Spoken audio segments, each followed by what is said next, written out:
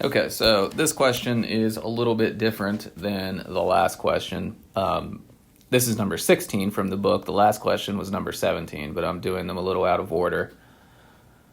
So what this question is saying is the company Hot Wings Inc. has an odd dividend policy. The company just paid a dividend, just paid. That means it is D0 and it is $3 per share, and has announced that it will increase the dividend by $5 per share for each of the next 4 years.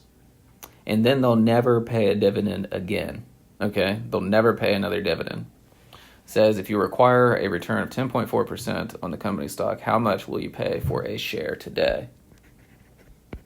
Okay, so our discount rate or our required rate of return is 10.4%.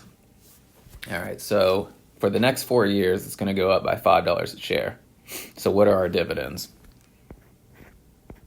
So D1 is going to be the dividend that was just paid of $3 plus 5, $8.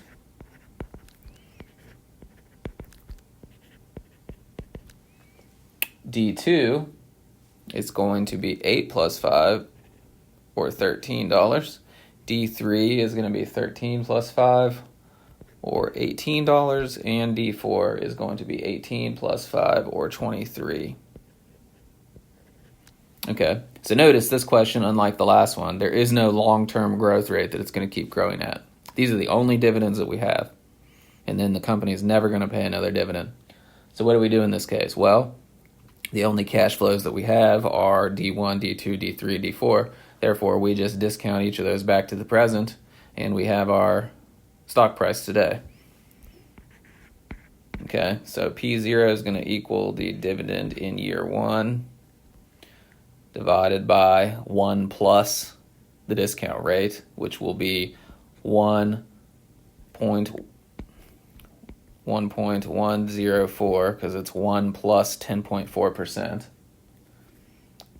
to the first power, because we're discounting it back by 1 year, plus the dividend in year 2 divided by 1.104 to the second power, plus the dividend in year 3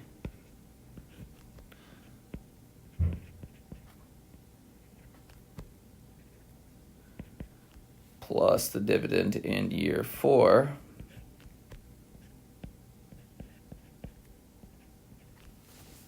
Okay, so if we solve that series of discounts, meaning discount all of those dividends back to the present and add up the discounted value of all of those dividends, we end up with the stock price today, which is $46.77.